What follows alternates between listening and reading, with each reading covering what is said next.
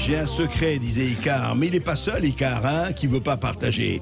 Il y a un certain conseil scientifique qui n'a pas du tout, mais du tout apparemment envie de partager. En tout cas, c'est ce que pense un collectif avec Maître Clarissa Sand. Je rappelle que Maître Clarissa Sand, on l'avait reçu le 8 mars dernier pour ce recours devant le Conseil d'État du 7 mars pour illégalité des avis du Conseil scientifique. C'était donc il y a 2 semaines.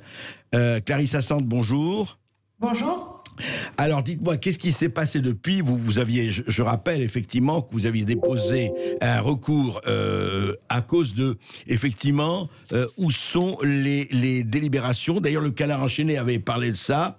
Conseil scientifique, je rappelle simplement, ne tient aucun compte-rendu de ces débats, ni aucune liste des experts dont il sollicite l'avis.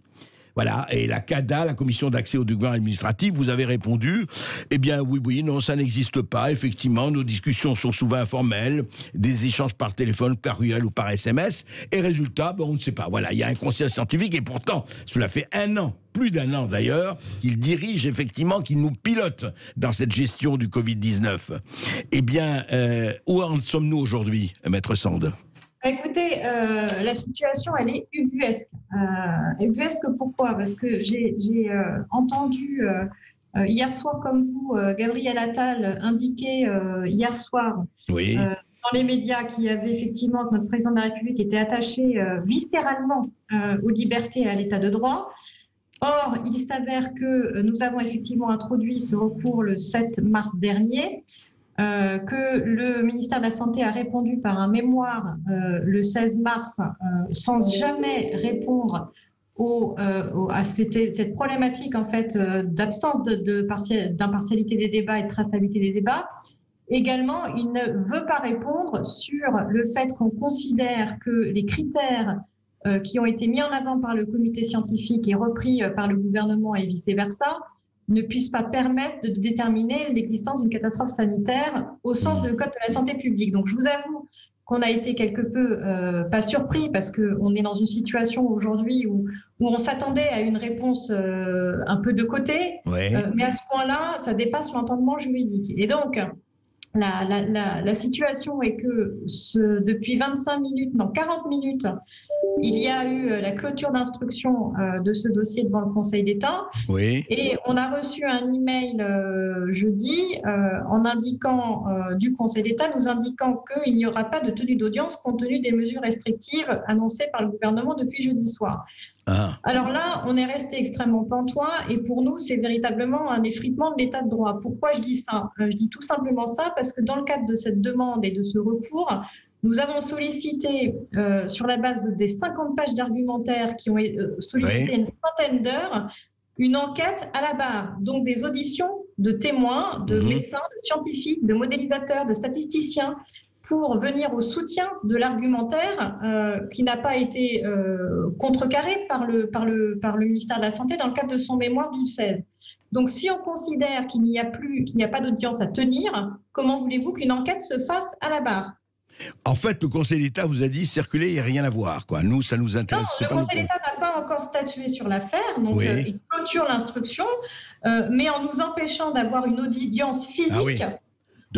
D'entendre des témoins, d'entendre des auditeurs, voilà, on se retrouve dans une situation où ça vient mettre à néant la demande qu'on a sollicitée de venir en fait j'ai compris.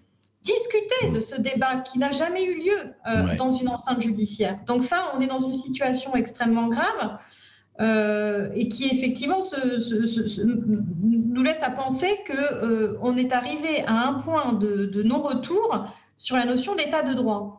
Moi, je vais vous lire ce que c'est que l'état de droit, parce que manifestement, on en parle beaucoup sans véritablement en connaître la définition. Allez-y, très rapidement. L'état de droit, très rapidement, pour que vous voyez un petit peu de quoi on parle. Il est consacré à l'article 2 du traité de l'Union européenne et dit la chose suivante. Il garantit que toutes les autorités publiques agissent toujours dans la limite fixée par la loi, conformément aux valeurs de la démocratie et des droits fondamentaux, sous le contrôle de juridictions indépendantes et impartiales. L'état de droit est une notion qui recouvre le principe de l'égalité, lequel suppose l'existence d'une procédure de texte de loi transparente, responsable, démocratique, pluraliste et les principes de sécurité juridique, d'interdiction et d'arbitraire du pouvoir exécutif. Voilà ce que... Oui. Voilà ce que c'est que l'état de droit. Non, mais alors aujourd'hui, vu ce qui s'est passé, puisque le Conseil d'État, effectivement, ne vous dit pas, il n'a pas refusé, c'est pas une fin de nous recevoir, mais c'est une fin de non recevoir l'audit. Quels sont vos recours? Qu'est-ce que vous pouvez faire pour faire écouter vos arguments par un certain nombre de spécialistes? Voilà. Est-ce que vous allez aller vers la Cour européenne des droits de l'homme? Allez-y, oui. Ce qu'on a proposé, c'est que soit effectivement, la dernière proposition qu'on a faite ce matin, c'est est-ce qu'on ne peut pas au moins faire cette audience par visioconférence, puisque des tribunaux judiciaires le font bien. Ouais.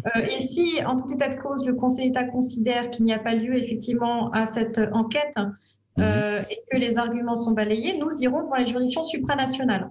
Sachant que ce matin, on a eu Vous voulez dire la Cour européenne de justice, par exemple? La Cour européenne des droits de l'homme. Des droits de l'homme, c'est ça. Sachant que ce matin, le cabinet a reçu une très bonne nouvelle. On a reçu en fait la recevabilité de nos recours pour les recours qu'on avait fait devant la Cour européenne des droits de l'homme pour les restaurateurs au début du mois de mai. Alors ça prend du temps. D'accord. Mais en tout état de cause, la Cour européenne s'intéressera à la situation dans les États membres et qui se doivent de respecter les droits de l'Union européenne et les droits fondamentaux. D'accord. Ce que je veux vous dire et qui est important, c'est que vous savez, dans ce droit de l'Union européenne, les États membres peuvent déroger à certains, en tout cas restreindre les libertés auxquelles ils ont souscrit dans les traités, en expliquant ou en signifiant en fait un état d'exception par un article 15. La France l'a fait en 2015 pour toutes les lois d'état d'exception sur le terrorisme. Les attentats, oui. Voilà, et elle ne l'a pas fait pour la crise sanitaire. Or, on est dans une situation aujourd'hui où on a une restriction de liberté qui est sans nom, et on se retrouve dans une situation où elle n'a pas notifié, la France n'a pas notifié cette possibilité de réduire pour des considérations. Donc elle ne peut pas exciper de ce recours à l'article 15. Eh bien, écoutez, on va suivre tout ça. Merci, Maître Sand. Effectivement, il y a un vrai problème là. On ne comprend pas que ce devoir de transparence qui est fondamental en ce qui concerne la santé, en tout cas, et le conseil scientifique, ne soit pas suivi, ne soit pas examiné.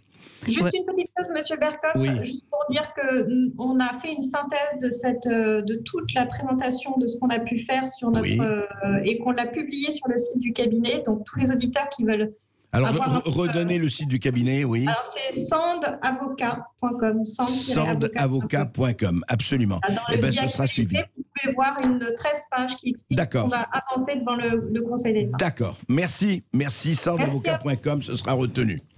Merci beaucoup, Maître Clarisse Sand, avocat, et qui donc s'est battu justement pour faire ce recours devant le Conseil d'État pour l'illégalité des avis du Conseil scientifique, qui était en pleine opacité, et puis qui encore maintenant reçoit un refus d'audience concernant justement ce recours et qui essaye de se battre pour qu'il y ait un argumentaire à ce sujet. Et vous aussi, vous pourrez réagir au 0826 300 300.